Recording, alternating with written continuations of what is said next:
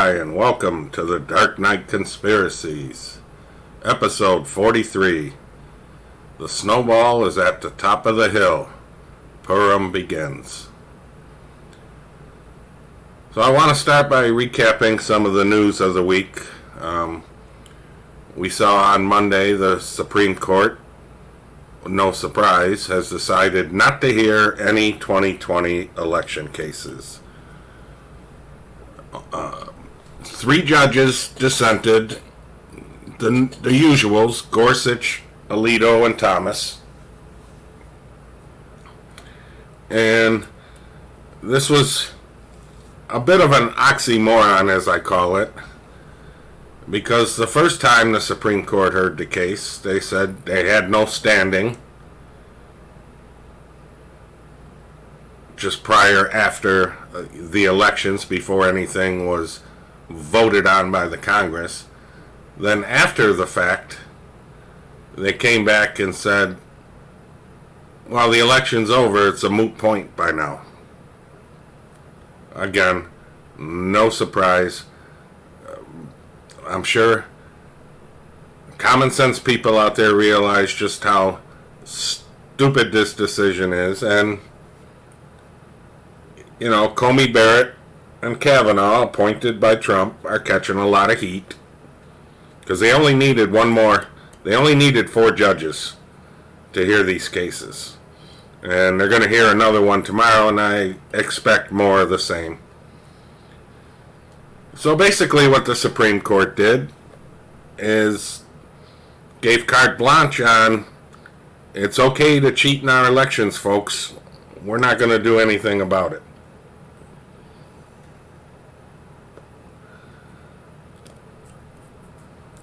So the next thing, we all know what happened in Texas with the weather event.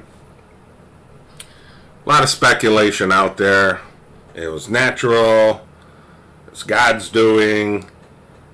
It was a false flag. There's videos out there of people taking blowtorches and putting snowballs in microwaves, and sparks are flying and the snow won't melt. I wasn't there, so I couldn't do the test myself. I just used some discernment. Not saying it's true, not saying it's fake. Just throwing it out there. Well, lo and behold, Governor Abbott of Texas decided, no. We're going to have an investigation. And, the Green New Deal, right? Well, 30% of Texas's power comes from the wind turbines, the wind engines. Well, apparently they all froze up, so they couldn't work, putting a strain on their power grid structure, and people are getting hit with these $17,000 electric bills and these high electric bills, because apparently they have something down there with a sort of like mortgages with a fixed rate, and depending on where, like say with mortgages, where the interest rate goes, your house payment goes up because you're not locked in. And that's what's happening to some of these people. Now, what's interesting is this article came out shortly after they decided, we're going to investigate you people. So, you got 5 board members of the Texas utility grid operator, ERCOT, quit. And they all live out of state. Now, ERCOT is a business, a firm that oversaw the power grid. And I'll just put a little caveat in there, and you can research this. It's just a coincidence that a certain country that starts with a C bought up quite a bit of land near the power grid. Just throwing that out there. So if this was a natural event, why are these board members stepping down, quitting? Maybe the investigation's going to find something out. Who knows? So, I was talking about this a couple weeks ago, and people are starting to catch on now and talk about it on social media. Where's the State of the Union been? Typically, it's always held in early February, right after a president's inaugurated. Where is it? Well, common sense would tell me there's no way in heck that Joe Biden is going to be able to stand up there and speak for an hour without screwing it all up. If he's the real Joe Biden. You can do some research and a lot of images and stuff, and the point I'm getting to with this snowball at the top of the hill effect, when you roll it downhill, it gets bigger and bigger and bigger, and it moves faster and faster and faster. Now, to the ordinary person, you would see these stories and not think anything of it, but if you connect some dots and do some critical thinking, a lot of these events we're going to go through, they all tie in together. And this is where I'm getting my snowball effect. So back to the State of the Union. So why isn't one being held? Well, the second obvious choice would be, it's COVID. We can't have all those people sitting next to each other. No, we can't do that. But mainstream media is not even asking the question. So, again, red flag goes up for me. So now, Trump gave us a marker prior to leaving office. And he said in the speech, he was talking about the 25th Amendment, how it wasn't meant for him. It was meant for Joe Biden. Well, we're starting to see it, and I do believe this was a marker before anything would start to happen. So what's the latest story floating around all the mainstream media and all the news cycles? Well, dozens of House Democrats want Biden to give up sole authority to launch nuclear weapons. Now, why would they be doing this? Could it be because he's too senile? Could it be maybe they want a certain country to have access to these codes? Maybe they want the codes themselves. But I think we're seeing the groundwork they're starting to lay for the 25th Amendment, where I do believe they're going to remove Joe Biden and Kamala is going to be our new fake president. We'll have to see what happens. Now, yesterday was interesting. And this is from Zero Hedge. And as always, I'll leave all the links to this stuff in the description. There was a massive outage yesterday of the Fed ACH and the FedWire funds, interbank transfers. Now, for what this is, for you folks that don't know, this is the ability to transfer funds, checks, etc. overseas through the central banking system.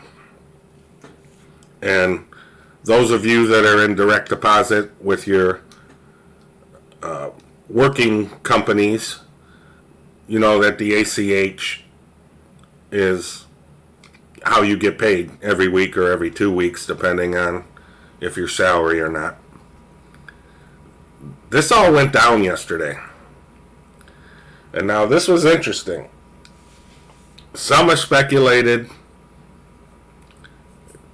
to get back to Nasara Jasara, that system was turned on yesterday, causing this.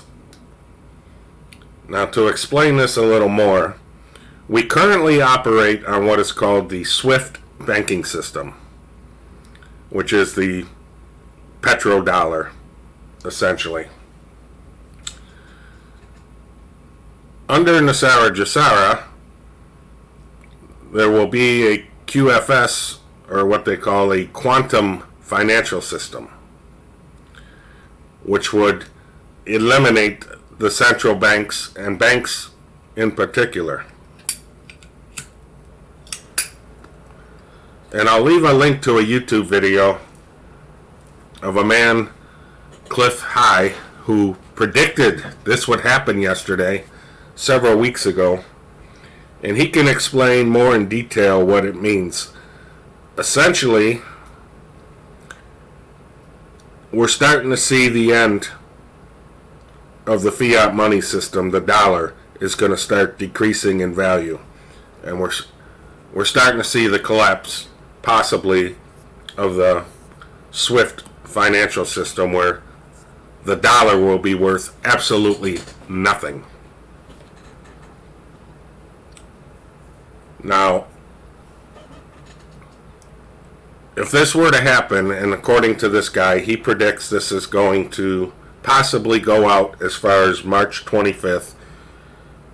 Pay attention to this, because he says we might see these intermittent outages of this system over the next several weeks.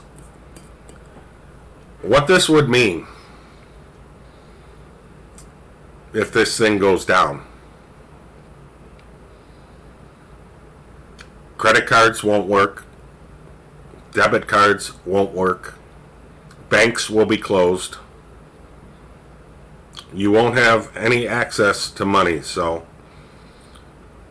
my advice would be, and I do believe it would only be short term, because the quantum financial system would kick in. There will be some pain and suffering for a while.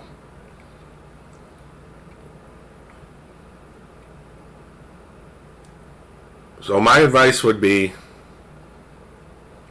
have some spare cash laying around the house, because that's the only way you're going to be able to buy anything during this time period. The money will still be good until a certain point. Make sure you have food and water to last you a couple weeks. And make sure your vehicles are gassed up to full. So, as I said, a lot of things are happening this week. When you put them all together, it tells me there's things going on behind the scenes, and the snowball is starting to roll downhill. Now, we also have President Trump speaking on Sunday at CPAC. A lot of people are going to be tuning into this. I believe it's around 3:40, 3:30 on Sunday. Probably won't get to see it on TV. Your best bet is to go online and find a live stream that's covering it. I don't expect a lot of earth-shaking moments, but I do expect he's going to talk a lot about the future. And I believe he's going to drop some clues for those of us that are in tune with the whole 17 board and that whole movement.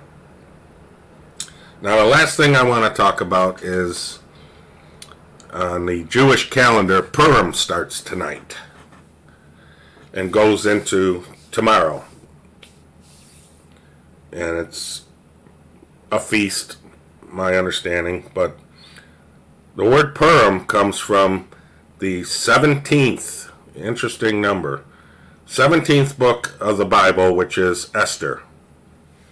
And I'm going to, for those of you that don't know it, I'm just going to sum it up in a quick synopsis. When David beat Goliath, Saul was king at the time. Well, when David took over the throne, it was customary in those days, any descendants, relatives of the previous king were exiled. Well, one of them was his daughter, Esther. And she traveled to Persia with many of the others, which we would know as Iran today. And she enters this beauty contest from the king and ends up becoming his queen. Now the king does not know she's not Jewish. Now Mordecai gets favor with the king, and he was known as an advisor. And the other player is Haman, who was jealous and wanted the favor of the king. Well, Haman came up with a plot to basically exterminate all the Jews in Iran. And it was basically a one-day event, and he got the king to issue this decree. Well, this upset the Jewish people, but it also upset Esther. And she struggled with what to do. And she had a dinner, several dinners, I believe, with the king and Haman. And she was able to expose Haman's plot to the king. So she went before the king. Now, if the king didn't like what she had to say, he would have executed her. So she was taking a great chance, but she couldn't risk her people being slaughtered. So when she exposed Haman's plot to the king, that was pretty much the end of Haman. Now, back in those days as a king, you couldn't just pull back a decree. So what she convinced him to do was write an amendment to the decree. And what the amendment involved was giving the Jews the ability to arm themselves and make alliances with other people over a 6-month time, so that when the day of Purim come, they could fight back legally. So basically, this is what you get. It's called the Boomerang effect, which the 17 board talks about Boomerang a lot. So what ended up happening is they had the day of war, and the Jews won. And the rest of Haman's people were rounded up and executed.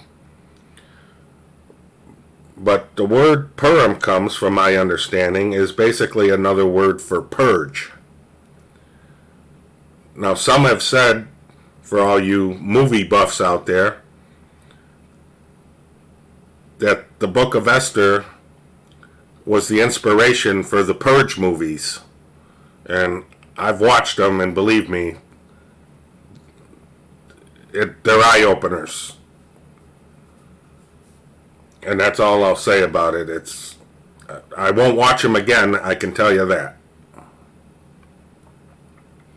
So that starts tomorrow. Trump speaks on Sunday.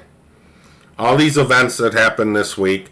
You also had the House met yesterday to hold a hearing to demand that cable companies take Fox, OAN, and Newsmax, So the censoring's, here we go with the censoring. They're all in this mainstream media. They're all in this together, and they're going to be coming after us unless you obey and bow to them. They're going to be coming after us. Gun control is on the table. So that's pretty much all I've got today.